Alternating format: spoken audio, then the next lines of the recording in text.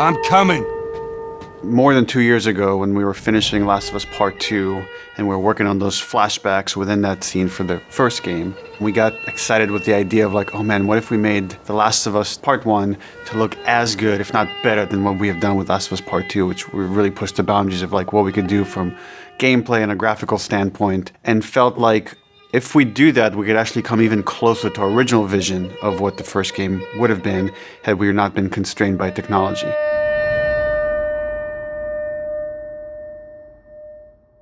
The original creative vision of The Last of Us, I think in a lot of ways was larger than what the PlayStation 3 was capable of. The tech of the PS5, it's like an open box of tools and goodies that we can play from and draw from. The 4K, HDR, improved haptics, 60 frames, help us to reimagine The Last of Us.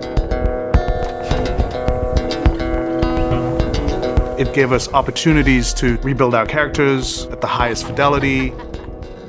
Not only are the characters more detailed, I mean down to the irises and the pupil depth. You know, you fall into the eyes of the characters. Aside from that, the facial animation is just way more believable. Like all the nuances, all the little subtle reactions, glances, glares, right? Like you get all of it almost closer to sort of the original performances.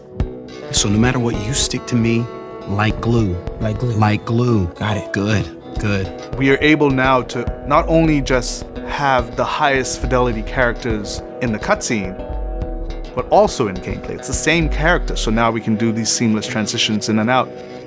Every part of the game has benefited from seamless transitions and emotional scripting. Pretty good, huh? Our stories happen in gameplay, on a stick. She knew my mom. All this stuff is designed to keep you constantly in this world. Riley, come here. Now you got this, go.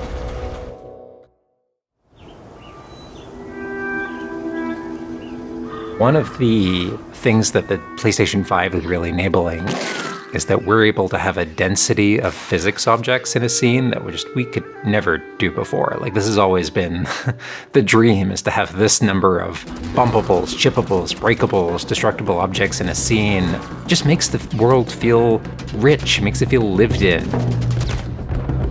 Materials can have the properties that you'd expect.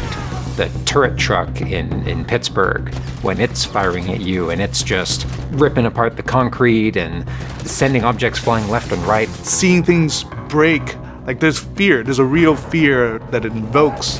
And it's giving us a much more dynamic range of gameplay to play with. Surround him!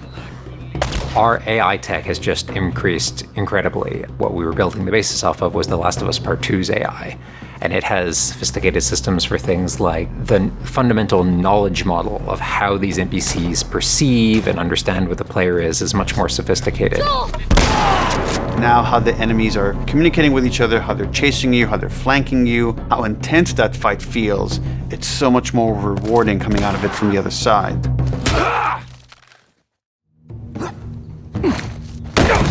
Get out! One of the other big AI improvements is the buddies. The buddies technology that we developed for The Last of Us Part 2 has this very sophisticated understanding of like, okay, this is where the enemies can see their exposure. We not only have exposure, we have future exposure. So buddies can know, okay, that enemy is walking forward and they're about to round this corner. So in 3 seconds, that corner is going to be exposed. So I'd better move now to avoid this enemy seeing me. This really lets the buddies make very complex decisions and maintain that feeling of stealth much more believably. Another big enhancement to the gameplay is that we have this technology called motion matching. Motion matching is this technology that's basically using logic that tries to match the desired movement to a bucket of hundreds of animations. A mocapped actor has gone in and run this whole gauntlet of movements to get a really full set of all the different ways a person can move. And then it's basically every frame trying to find the best matching animation that fits the path of where the character is going to go. And this motion model just gives this really seamless sense of transition. The player's movement is just a lot cleaner. It's this really smooth, organic movement through the space. First, we just had to build that core experience. And then beyond that, we wanted to add several features that fans have been asking for. For example, we now have a permadeath mode. Along that, we've added a brand new speedrun mode, so players can time themselves. There's a whole community of gamers that just want to see how fast they can play through this game. Beyond that, we added a bunch more of unlockables. So there's all these different outfits for Ellie and Joel that people can unlock. A model viewer mode, so people can really appreciate the details. We added award-winning accessibility features. Every single accessibility option that we offer, that's a barrier removed for someone. As she surveys the apartment, her eyes wander to Joel. She steps past the couch. He wears the wristwatch Sarah gifted him, which now has a cracked face. To my knowledge, this is the first PlayStation game that has audio description built into the game, built into the cinematics. Now it's nighttime. Joel stirs in his sleep. And that's really the way we've tried to push the frontier of accessibility on this game.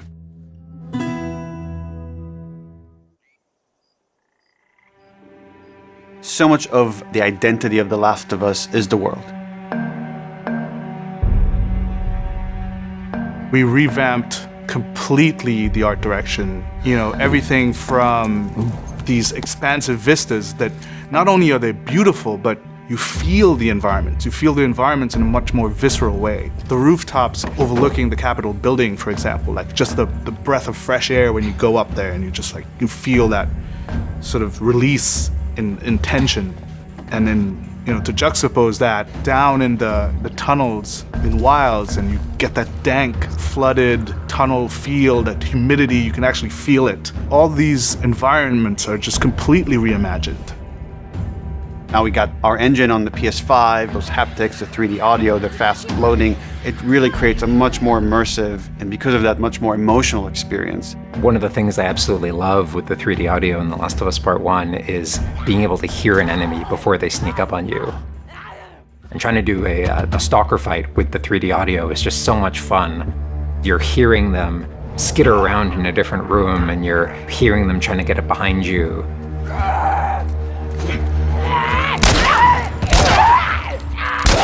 Having that two-part reaction of like hearing, turning, seeing, reacting, it just really heightens that sense of just being grounded. You are in this character, you are in this world.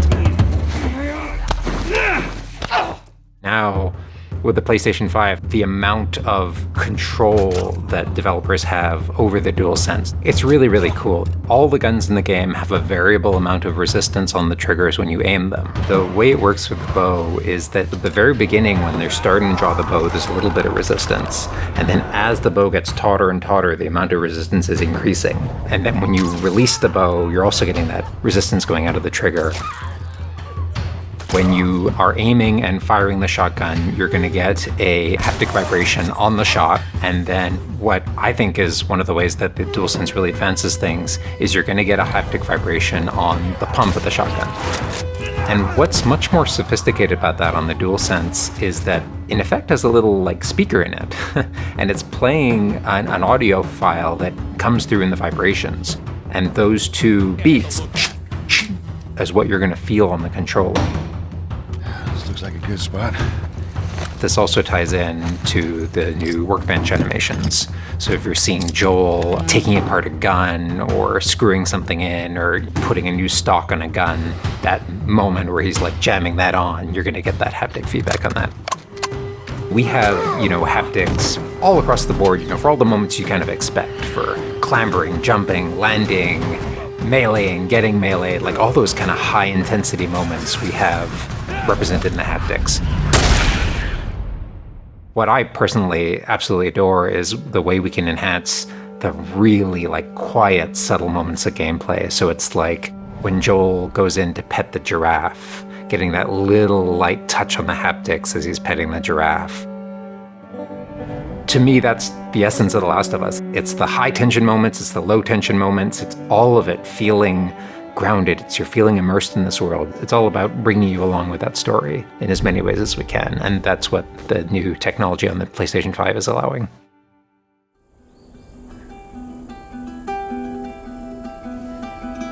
Was that everything you hoped for? Jury's still out. There's something special about that core experience of playing as Joel and Ellie on this journey, then to take that experience and really honor it and keep the authenticity of it, but elevate it in every way possible, whether it's pipeline, whether it's art direction, whether it's a technology, everything that allows us to make that experience better. Not different, extremely better. That's why, to me, this is the definitive way to play The Last of Us.